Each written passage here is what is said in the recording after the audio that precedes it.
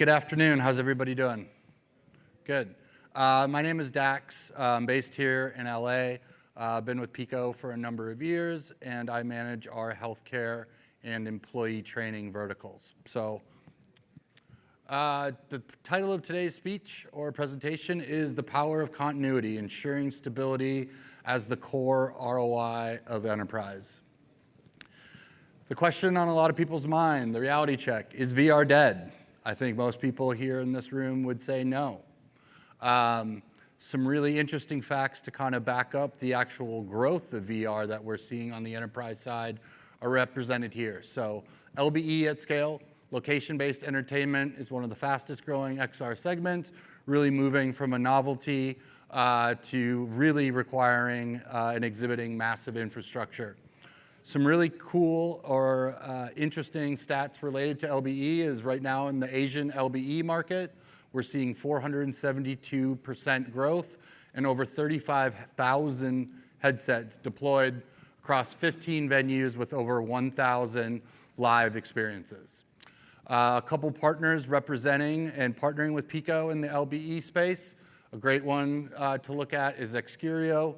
In 2025 alone, they sold over 2 million tickets across 15 long-term venues worldwide. Ava, operating in 10 countries with 71 arenas open, 57 more signed, and welcoming over 1,000 players in 2025. Education at scale. This is another core vertical for PICO, and one of our most promising partners here is Prisms. Prisms has moved beyond pilot stages to become the standard for mathematics in US public education. Currently, Prisms has over 42,000 headsets deployed at 233 school districts, supporting over 270,000 students. So that's pretty big scale within education. And more importantly, student performance. Randomized control trials show an 11% increase in math skills. Oh, their kids are going to love this. I mean, the fact that they do the VR at home all the time with their friends and incorporating this in the classroom, they're already going to know like what's happening. You know, this is very, very cool to like bring their interest into the classroom and engage them in this way.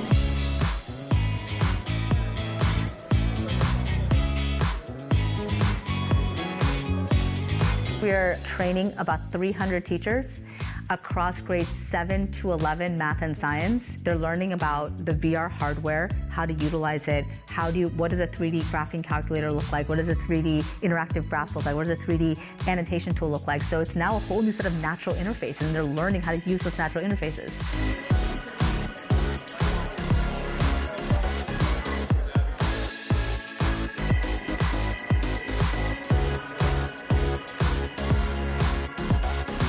Students are just sitting, they tend to get jittery, but when they're physically moving around, their brains are activated a lot more.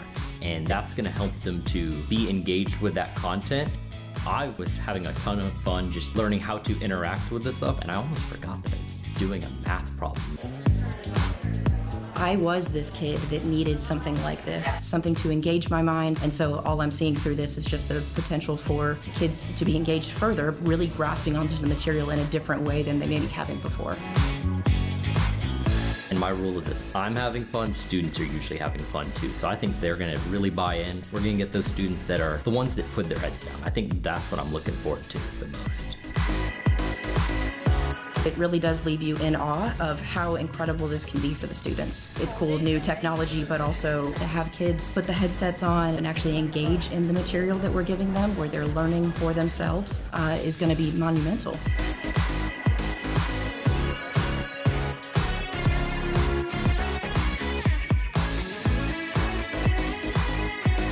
So that's a quick look at one of our education use cases. Next, we're going to move on to another use case, one that's near and dear to my heart, is training. PICO has multiple training deployments of over 10,000 devices with some of the largest Fortune 50 companies in the United States. A great look at one of our partners here is Roundtable Learning, and they're another example of really moving from pilot programs to becoming mission-critical infrastructure. Roundtable currently has over 5,000 global XR learners, and they're showing 40% year-over-year growth as a business. Accessible innovation. Roundtable has a new product exclusive on PICO called Pit Trainer. It's for forklift driver training, and they're using the PICO 4 Ultra headsets exclusively, making high-fidelity training accessible without custom investment. And here's a great example of this training in action.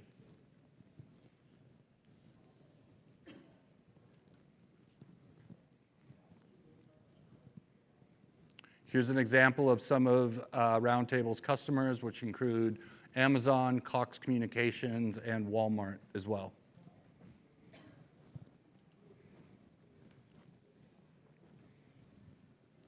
Forklift driver training is a great example of where XR can really step in to fulfill the learning.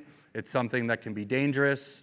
There's expensive equipment involved, and certainly not something where in traditional training where you can encourage the learner to make mistakes. With the Roundtable and PICO Pit Trainer solution, you can certainly do that, as well as other, industrial sort of trainings. Think roofing, where people are up on at heights, or potentially high voltage electrical situations. Again, in real life, the learner needs to be perfect, right? But in XR, you can allow them to learn at their own pace and actually learn from mistakes made along the way. You can see some of the customers that Roundtable currently works with. Just about every one of those logos on that slide is a PICO customer as well. So super excited to work with these groups and really excited where enterprise training is headed.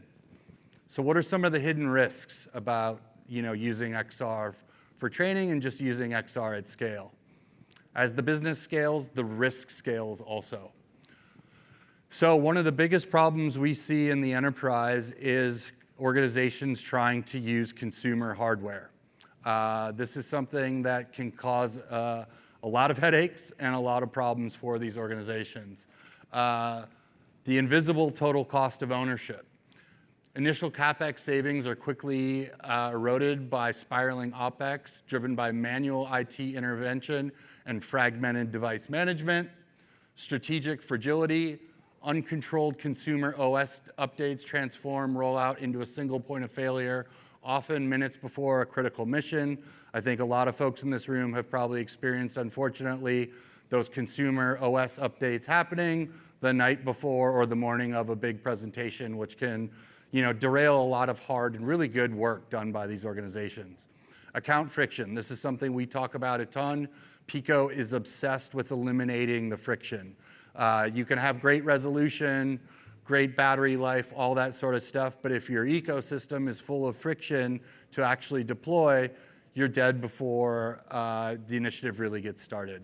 An example of this would be mandatory personal account logins, create an insurmountable amount of deployment hurdles, as well as GDPR-conscious clients, because this basically violates enterprise security protocols, having an individual having to have an account login tied to their identity.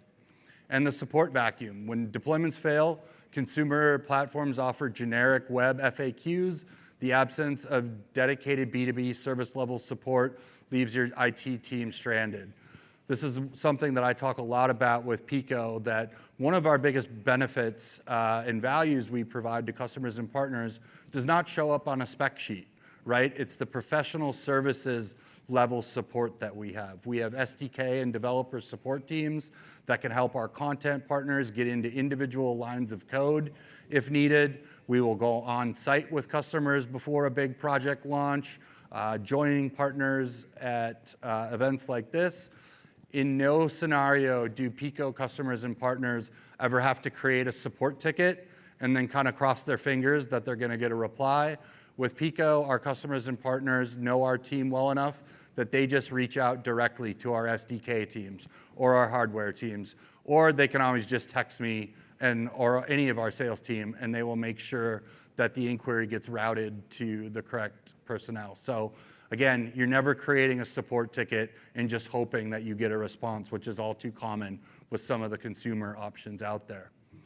Looking at the OpEx benchmarks, while direct XR-specific downtime data is still emerging, established industry benchmarks provide a sobering forecast of the potential financial impact. And you can see here, the average cost per hour of IT downtime is $300,000, and 40% of IT budgets are consumed by technical debt. So this could be, again, using consumer hardware and all of the person hours it takes to support that, and basically to force the square peg into a round hole. The PICO solution, reclaiming control, sovereignty, and predictability for the global business.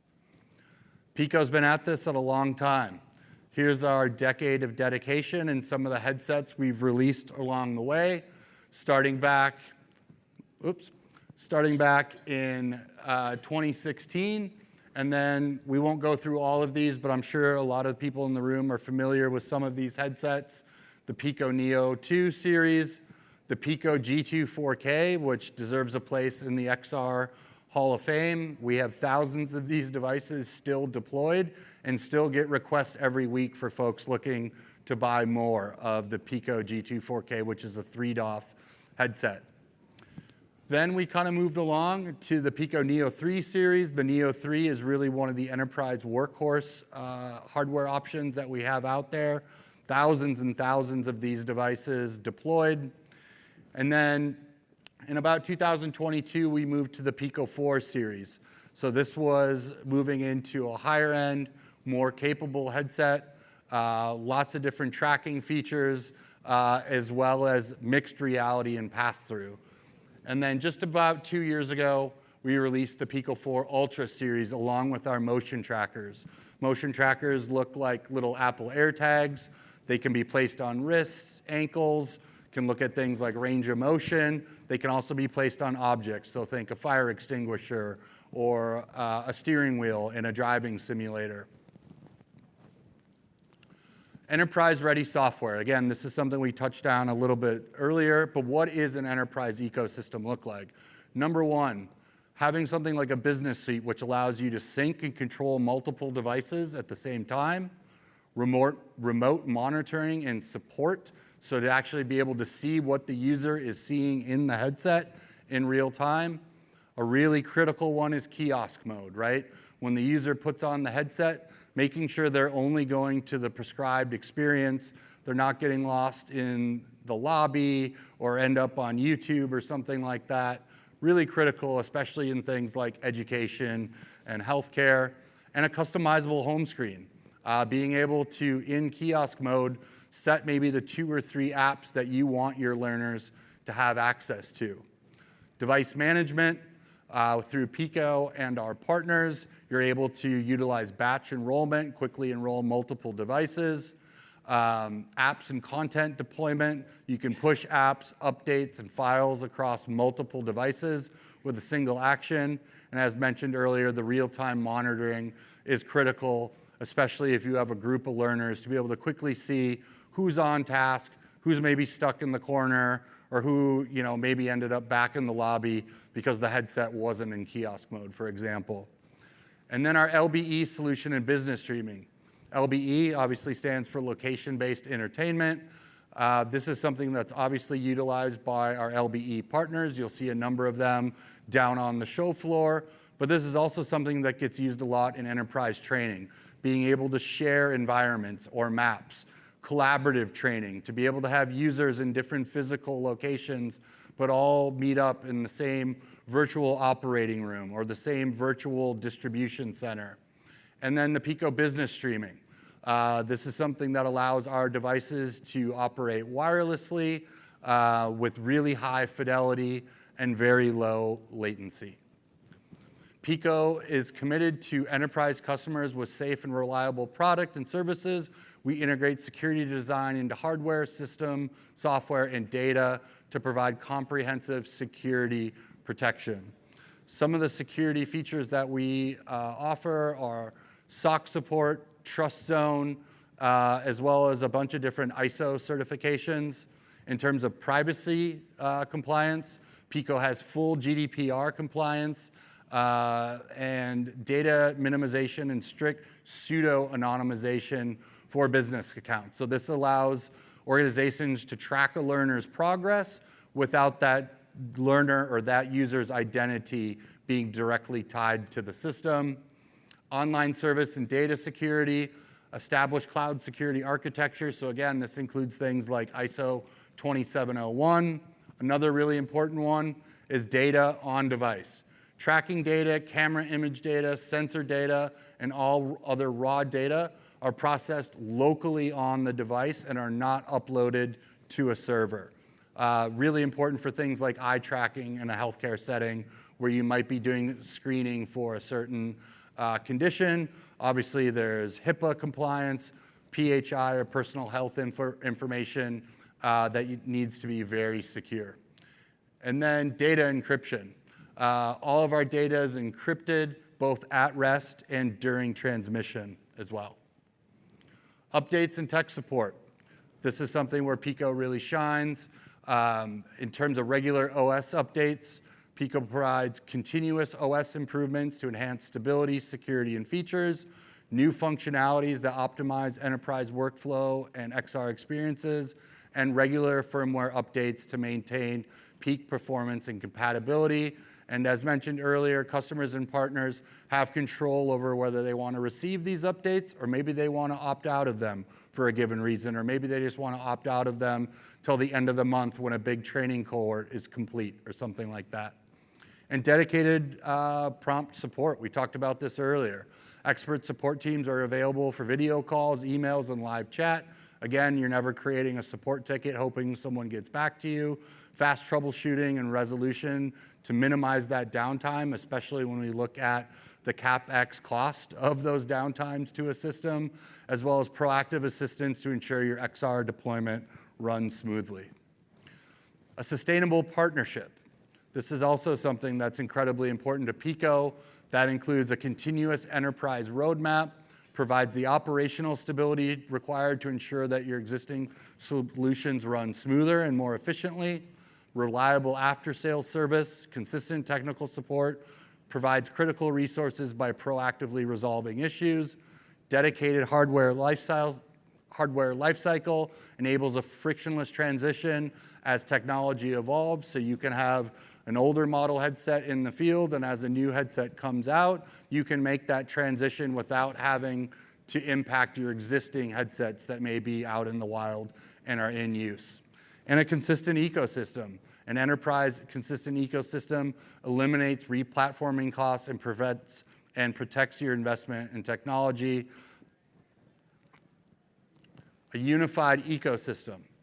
In a rapidly evolving market, flexibility and scalability are as crucial as stability.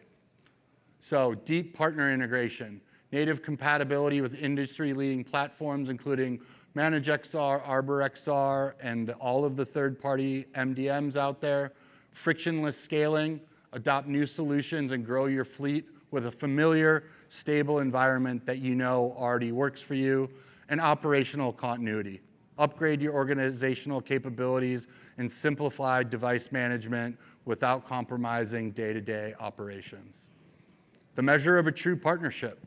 A partnership in Enterprise XR should be measured by its longevity and not just its launch. Minimizing technical risk. By treating stability as our core mission, we eliminate the inherent risk of deploying innovative projects. We focus on what matters, free your team from constant hardware infrastructure maintenance to positively transform your business. And then the ultimate asset is, in a rapidly changing landscape, the most valuable asset PICO provides is the certainty that there will be support to scale with you along the way. So PICO is downstairs at the exhibition hall in booth 1217. We have a number of our team members down there showcasing different solutions from partners like NVIDIA, for example. And then we also have 3 different meeting rooms spread across the convention center and the Hyatt Regency as well. So we've got just a couple minutes left. I want to open the floor up to any sort of questions, comments. Anyone want to raise their hand and get things started? we're happy to dive in and answer any of those questions or address any comments. Is there anyone brave enough to want to ask a question? We've got a couple. Yeah, so there's a lot of consumer hardware being shown here at AWE. We're in the enterprise space, and I found a few instances of consumer hardware where they also have this enterprise program that you have to sort of ask about to find out. And I know in the case like Oculus and people have done an enterprise program, but they don't have really dedicated hardware or whatever. That makes me feel a little suspicious, but it's hard to know exactly why. So I'd like to know, without dedicated hardware, and if the consumer market is your primary focus, to what degree should I be suspicious of this enterprise program is probably not any good? Or is there actually like a case where they can build something up and it's just that they need to focus on the consumer market because it's the biggest pie? Yeah, that's a really good question. I'll answer your question by saying most of these options that you speak of dabble in enterprise, not because it's their focus, but because they can, right? Most of these hardware companies are chasing the consumer market because that's where the scale is, and that's where PICO is different. We've been dedicated to the enterprise since day one. We've been dedicated to enterprise for over 10 years, and we know what makes an organization's XR efforts work and not work. And so again, we're not trying to put a square peg in a round hole. This has really been our ethos and our identity for the past decade. So not here to say other options are bad, but you brought up a really good point. Do be leery of consumer hardware claiming it can meet the needs of the enterprise just because of who the organization is. I think we had another question over here, the gentleman in the salmon shirt. Yeah, what types of hardware features are you looking for in the hardware coming out? I noticed it looked like you have mostly pass-through or VR type headsets. Do you have anything in the just AR space? And from your experience, yeah, what sort of features? It sounds like you're looking at the whole ecosystem, but what are you looking for from a hardware perspective to improve?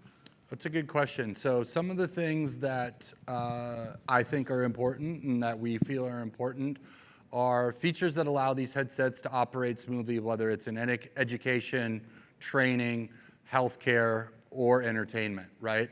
And so some of those features would be things like really good pass-through ability, the ability to, have a nurse open up a patient's chart and type in their EMR without taking the headset off, for example. Other things would be like eye tracking. Eye tracking is really important in verticals like ophthalmology and neurology, where they are using the sensors in the headset to look at people's postural sway or their vestibular stability, which are fancy ways of saying their balance, and then pairing that with the ocular movements to look at things like potential concussion assessment or screening for degenerative diseases like Parkinson's, dementia, Alzheimer's, that sort of thing. So I think what I'm looking for personally is hardware that can do all of these things well. It can be a VR device when it needs to be. It can be a mixed reality device when it needs to be. And it can be part of a healthcare solution that does things like screening for different conditions. So it's really difficult to build a headset that can meet all of those demands while still being friendly enough for a child and a family to use it at a birthday party when they go to a laser tag or a family entertainment center. So I think those are really the most important things, is being able to do all of those vertical specific attributes and do them well while all being in an enterprise and secure environment. We're going to have one final question. Yeah, I guess kind of on the same topic, but focusing on product development and just general roadmap, what's going to improve? What's next? Is it the features that are already being offered, just making them better, or is it anything specific that might be offered in the future? Sure. I think a couple things to look for in general in product roadmap, right, is number one, form factor, becoming smaller, lighter. I think that's something we've all experienced, right, is people saying this device is heavy or it's hard to wear for a long period of time. I think that's really important. Mixed reality capabilities, having a pass-through that's good enough that somebody can be in their normal workflow while using the headset. That could be responding to a text message, reading a legal document, or like I mentioned earlier, having a nurse that's typing in a patient's chart right after they've done a session, and again, not having to take that headset on and off. So I would say form factor becoming smaller, mixed reality capabilities, and then also, having features that are really unique, like medical grade eye tracking, for example. Thank you, Dax.